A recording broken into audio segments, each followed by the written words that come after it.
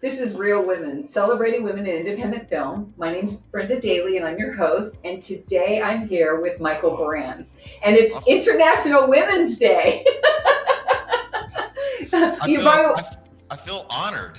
You know. you know what? Everybody's like, well, it's a women's podcast. It's basically a podcast to celebrate women, but we always have men on here because, Well, I'll tell you, I cannot do anything that I do without the women that surround me. I mean, right. And that's your just a wife, fact. yeah, and your wife is a big support for you, which is amazing. She's a huge support for me. But not only that, just I mean everything like makeup artists. You can't go anywhere without good makeup artists and good directors like yourself. I mean, when Thank you. I recount all of my successes, I mean there's definitely a good woman behind it besides just my wife. Right, right. So let's talk about you because that's what we're here. And you have shows on Discovery Plus, which is amazing. And you introduced me to a new animal called a lemur, which I love. Uh, but your show is called Bare Hands Rescue. And can you tell me a little bit about that? Yeah, so Bare Hands Rescue is kind of a docu-reality type of a show where cameras just start rolling and they follow us, and we're out there rescuing people from wild animal intrusion every day. And sometimes it's kind of mundane, but occasionally 2 or 3 times a day we get something really exciting, like a coyote in a house, or a magpie that flies through a window, or something interesting like that. And so with the cameras always rolling, they capture some pretty good stuff. Yes, you must have some pretty good editors to have to. So the editors of this we're contracted with Critical Content, which is a production company.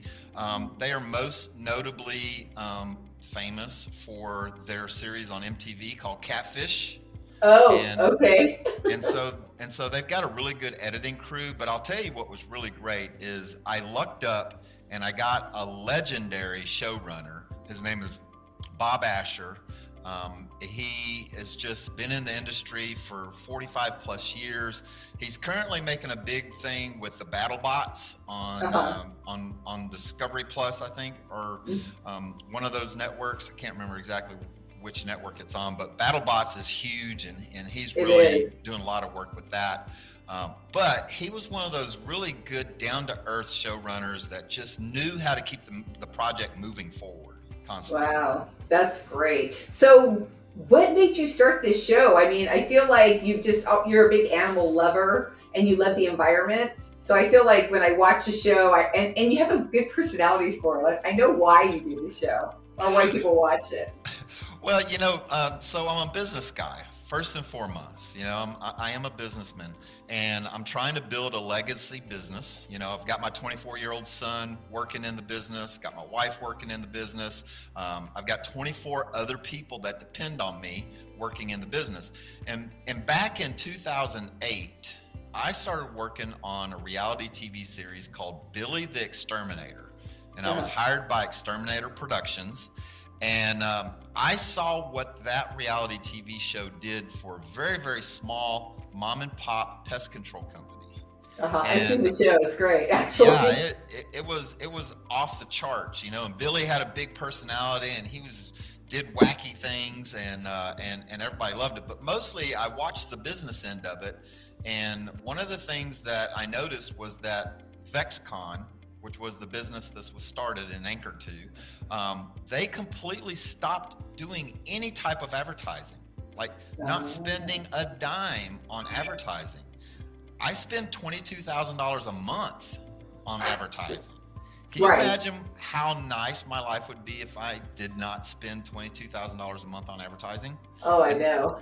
And just got all of the business that we did through, through social media that we are on social media, but just the natural attrition of being out there on a national platform like Discovery Plus, so that's what I'm working towards, is getting a TV series that fits for us, a docu-reality TV series, so that the business can grow, I can grow, and then I can grow my nonprofit from that. So, And what's the nonprofit, real quick? so the nonprofit is called Raptor Rescue Incorporated, Mm-hmm. and I'm a master falconer, and so I love birds of prey, hawks, eagles, owls and falcons, and our nonprofit utilizes our trucks that are out on the road every day anyway. And when a bird of prey is injured, we will show up. We will provide first aid, injury stabilization, and then we provide transportation to an avian hospital where they can get some help. Oh, wow, that's awesome. So I also know you sell your coffee and you donate the money to help owls. Well, so the coffee sales go straight to our operating expense for Raptor Rescue Inc. Okay. And we do a lot of owl saviors, obviously. Uh-huh. It costs us about $10,000 to $12,000 a year to run the nonprofit, and that's mostly gas and first aid equipment, vehicle insurance, and that sort of thing. All my guys volunteer their time whenever they go do a rescue, and so the coffee sales just augment that operating budget. But what happens is Wildlife Command Center, the name of my company, we buy the coffee, like we purchase the coffee. And then 100% of the proceeds go all straight to Raptor Rescue. So if I buy a bag of coffee for $4.50 and I sell it for $10, then the whole $10 goes to the Raptor Rescue.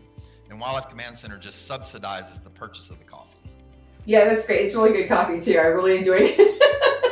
That's great coffee. Yeah, so I know you have a lot going on, but I wanted to also talk about your filmmaker side, because I know that you've been part of the film community, and I think too you're getting a little more into the actual making of your own film. So I really wanted to talk about that, because I feel like the animal thing is amazing, and I know you also use the animals for movies. And talk about that really quick, and then we'll go into your filmmaking side. Yeah, so I've got 5 divisions within my company. One of those divisions is Wildlife Command Center Movie Animals. And what happened originally was movies, Hollywood came to Shreveport, Louisiana. That's where I started my company, in Shreveport, Louisiana. And people started asking me to do different things on movie sets with owls, and specifically Eurasian eagle owls and barn owls. And so I was training birds of prey for the movies there. And then, one thing happens, another thing happens. I rescue this animal and we can't find a home for it, and we can't find a placement for it. So we keep it. And then I start working with that animal to see if I can train it to be able to use in movies. And if I can, then, we've found a purpose for that animal. So not only does it just exist, but it gets out and it interacts, and we do a whole lot of things. We do educational events, we do movies, we do photo shoots, we do commercials, we do music videos. So just the whole gamut. Yeah, I was gonna say, with the Raptor Rescue, it just, my whole brain was like, oh man, I need to make a movie with a falcon. Oh, so we have a very nice falcon. His name is Mars. Okay. And he's a lanner falcon, and he's considered an exotic falcon. So we can definitely make a movie with him. And the great thing about Mars is he's very easy going. He's easy to train. He literally, we could write a whole script, and I just need about 90 days to train him for his parts. And he'll do some amazing things. Okay, let's do it. So I wanted everybody to know that we are going to have the link to Michael's coffee down below. So if you wanted to buy the coffee so that the money can go to his Raptor Rescue, that would be amazing. Remember, the profits all go to the animals and gas and everything. So I think you guys should really definitely buy his coffee, because it's really good. But we're going to go back to the filmmaker side. And speaking of filmmaking, you just were an animal yourself in a film called Drone Down, right? Yes. I played 7 different Sasquatch in Drone Down, Not to mention a little debut as Chief Lopez. Yes, I saw that too. Yeah, but I like the little love story that was going on between the Sasquatch and the young lady. Oh yeah, Abby yeah. Ray. That was Noha, and Noha Amar. She's amazing in herself. She's an actress there in Las Vegas, and Uh-huh. after we were done filming that, I mean, we were just all exhausted. Like we were just silly exhausted. You know that where you just get ridiculously exhausted and you do silly things, and Yes. we were up on this mountain, and I didn't want to take my costume off yet because it was it's just it was a lot to that costume, and so I was Right. sitting up on that rock and we were done filming, and Noha was like, hey Mike, talking about Mike Conway. It's like, Yeah. come film this real quick. And so she crawls up in my lap, and and she's like pulling on my hair and saying, "You're so cute." And then when we finished that, then Tom wanted in on the action. Oh God. The Aussie in the movie, Uh-huh. and so we gave him a little love too. Yeah, I feel like it was a super fun movie, and I know that you also did your own film, and you edited it yourself as a short film. And what's the name of that film? Yeah, so that film is called Zombie Resurrection. All right, Mm-hmm. but all the credit on the edit definitely goes to Brad Prime. Brad is the one that spent the hours and the hours actually grinding that edit out, and that whole thing. So Maya Robertson is a local makeup artist in Las Vegas, and Oh, she and okay. I have done a couple of projects together. She worked on Drone Down, and we've worked on a couple of other projects. I can't recall the name real quick, but I really like Maya. She's young, she's ambitious, but she's very attentive to details, and so I just love that.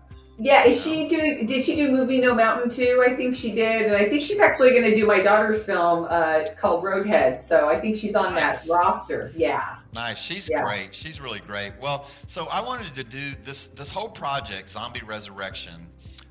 It's got some really deep roots Uh-huh.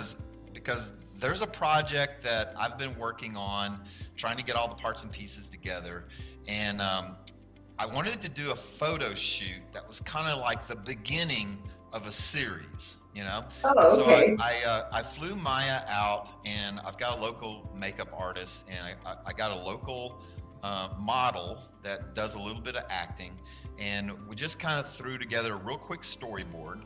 Uh-huh. And her boyfriend Brad Prime got wind of it. He goes, "Hey, why don't you just do a short film? I mean, you've spent all this money flying this makeup artist out, and you've got all these prosthetics ready to go." He goes, "We could put a short film together, no problem." And I said, "Okay, what would that?" And we started talking a little bit, and then a couple of days before we were going to film, the iPhone 13 ProRes software was due to come out, and so Brad says, "Hey, why don't I?" Brad Prime, who has never owned an iPhone in his life, never. Uh-huh. He's always been an Android. He goes, "Why don't I order an iPhone 13 Pro, and we see exactly what it can do?" And I was like, "Okay, I'm game." So anyway, we filmed this movie with 2 weeks worth of prep. We filmed it in 8 hours, Wow. Uh-huh. and then we edited it in 45 days. Yeah. And it turned out amazing. Yeah, I heard. I really do want to see that. Yeah, I should send you a link to the little backlink so you can watch it. But Yes. the thing about it is that the iPhone 13 Pro with the ProRes software, man, cinematically, this short film is just blowing people's socks off because it just looks so good. And we're able to do some things with that iPhone 13 that you cannot do with a 5-pound camera. Right. You just can't do it. I mean, Yes. we have some shots that looked like a drone shot, and it wasn't. It was just Right. it was just a big extended tripod. I mean, a Uh-huh. monopod. Cool. Uh-huh. And then we've got some transitionary pieces where I basically just step on the phone, and so I'm walking through the woods and I just step on the phone and step over it. A lot of really cool transitions. But what is really incredible about it, though, that I think everybody will really like about the iPhone 13 Pro is its low light capabilities. Uh-huh. Because, Uh-huh. like I said, we filmed this whole movie in 8 hours, and we filmed from 11 o'clock until 8 p.m. And this was in the late fall. And so it was getting really, really black dark. Hold on. Hey, do you remember my commercial from the film festival? Yeah, you know what? I thought I turned it off. It's my bad. My bad. I had it all set up. Okay, go ahead. I'm sorry. It's my mom. Go ahead. So anyway, but the low light capabilities, we filmed until, and we had another camera on set doing all the BTS because we wanted to prove that we filmed the whole thing with an iPhone 13. So Right. we had another really nice camera on set filming the BTS. And about 6 o'clock, that, even with cranked up as high as that ISO would go, that other camera could not see. And the iPhone just looks so beautiful. I mean, you can Yeah. I feel like you're actually a perfect person to talk about this because I always talk about being a filmmaker and being a creative. Like everybody always says, I don't have enough money, or I don't have enough this, and I don't have enough that. But I think what you're doing is you're a testament to people like, you can use your phone. You can get your friends together. It's like in this, and you can make an entire show. I've seen people make entire reality shows with their iPhone. I think that the world has just completely changed, and I think that people and it's an inspiration. Like I've seen little kids make great movies on their phone. So I think it's really important for somebody like you that people look up to make a movie with just a phone, because it and you know, they always talk about it's not about it's really not about the camera, and it's really not about anything but the acting and the sound. If you can get those two things down, then you could play with the rest of it, right? And I'll tell you, we fixed a lot of sound in post. Yeah, because the area that we had to film this was probably about 500 yards from a highway. Mm-hmm. And unfortunately, the highway went down a valley, so all that road noise just echoed right up the little hill that we were filming on. And so we pretty much had to just trash all the audio from the camera. All of it. Yeah, ADR is really tough. I mean, even my film, ADR, I mean, it looked like ADR. I didn't know how to fix it. We couldn't get around a fan. And so, I think the important thing is to have a really good sound guy on. We have some things we have to fix. I think all movies have some sound issues, but yeah, it's hard when you're in an environment it's just hard to get around. Sometimes though it's excusable, you know. But you know, when it comes to making short films, I think when people see this, and especially when we go to film festival and we're able to do the Q&A, I think a lot of eyes are going to be open to the fact that, one, I have no filmmaking experience, no school, now you do. No nothing. You know, all of my experience has been on set and just being on other people's set and just doing stuff, hauling sandbags, taking trash out, moving lights, and watching and seeing how other directors set up shots, you know, and get some of those basic things down pat. Well, I think you can spend a lot of money on film school, and there's a lot of great things about film school. I think camera work for me would be is the thing that I need to work on the most. But I usually just really hit my library. You can download stuff. There's an actual series called Rebel Without a Crew, and Robert Rodriguez made a film 25 years ago called El Mariachi for $7,000, and he actually had film he had to pay for, which is very expensive. But so 25 years later, you can get this, and he has a whole video series on how to make a film for $7,000.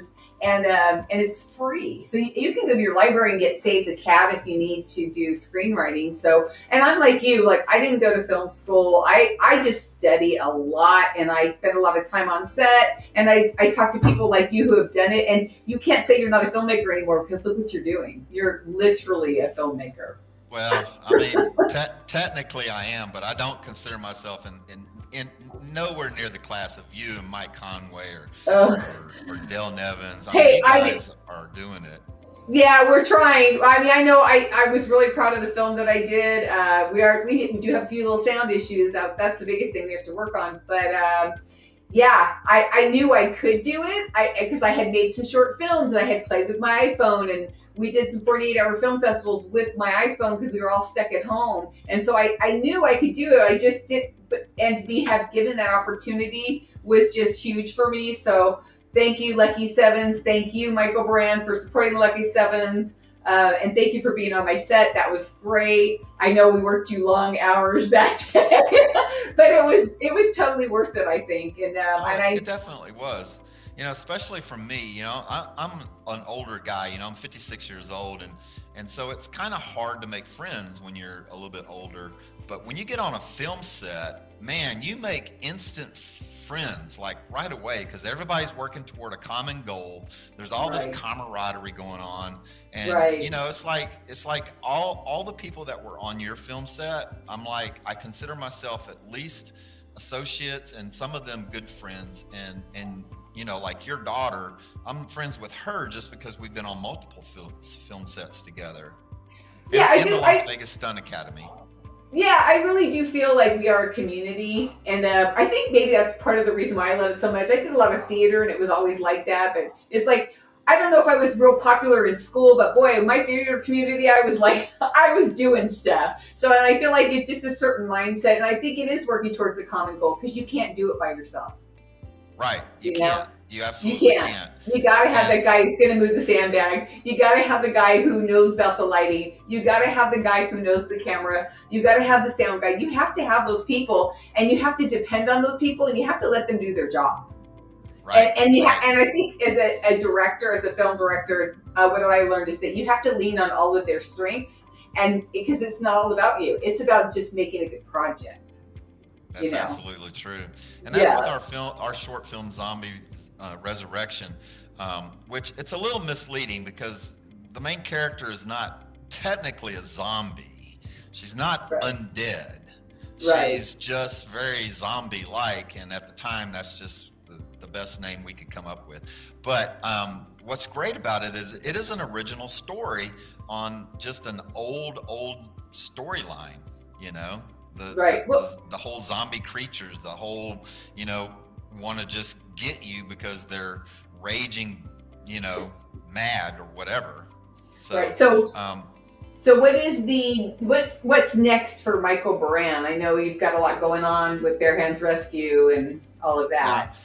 So, you know, I've got a lot of projects in the pipeline. I've been very blessed. People, I don't know, people think more of me than I'm actually about, but I tend to rise to the occasion. I'm fixing to do a Viking show, a Viking film, and it's going to be really geared toward the D&D community. Those people that love to play Dungeons and Dragons. There's going to be a lot of things. I'm going to be doing a lot of fighting, a lot of fight scenes in it. I had to master the art of the bow staff, which prior to this, I don't know what that is. It's basically a stick, you know. Oh, okay. A stick as a weapon, you know, an intentional stick for a weapon, you know. Right. And then this weekend, my kids took karate. It was a Batmani stick, is what they called it. In Taekwondo, it's a different. Yeah. Go ahead. I'm sorry. Very similar.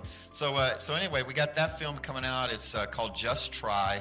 And it's going to be a lot of fun. This weekend, I'm going down to play a psycho killer. It's going to be very action-packed. I actually have no lines. I'm only hacking people up with a chainsaw. You know what? I have to tell you, as being the actor in me, is that the best roles are the ones that are less said because... No, and it's not because of any other, people used to always I need more lines.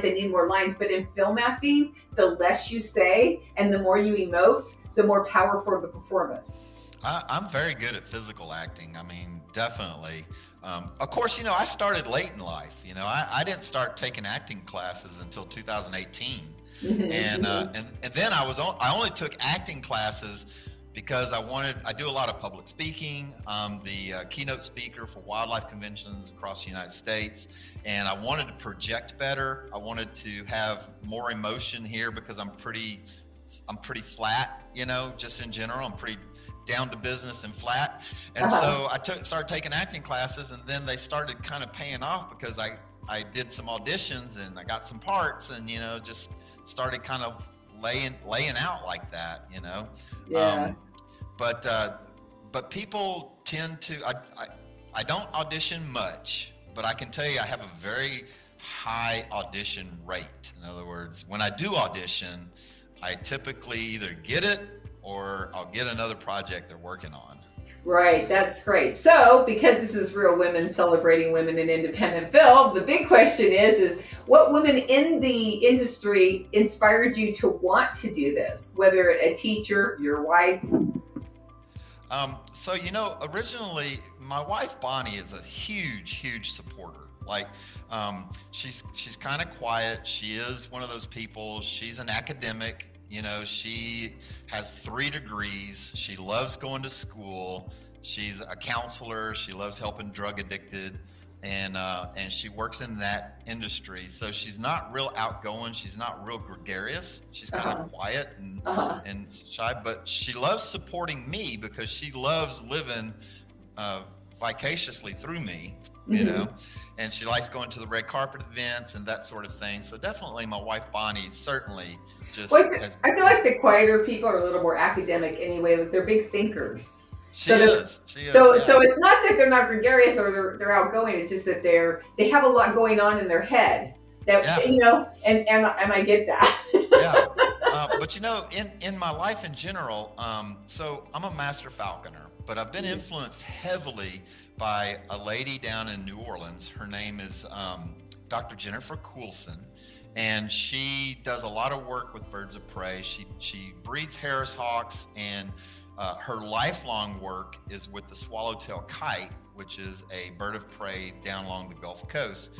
But she has just been such an inspiration to me to continue to learn, especially about birds of prey, And then I've been influenced really heavily by 3 young ladies that run the ad agency that I work through over here. Those ladies over there they've done an amazing job of just keeping me motivated, keeping me moving forward, calling me, making me go to new classes and those sorts of things, and I think as a guy that allowing myself to be guided has been a benefit to me. But it tends to be the females, the women in my life that can see a better path or can see a path that needs to be trotted down, and it goes for everything. I mean, when I'm on set with makeup artists, typically they're female around me, and they have a vision for what things should look like, and so I just go with that because they're usually almost always right. Okay, well, it's been so nice talking to Michal Beran. I just wanted to reiterate, please, everybody, click the link below and buy his coffee to support his Raptor Rescue. I'm really excited to see what you're going to do next.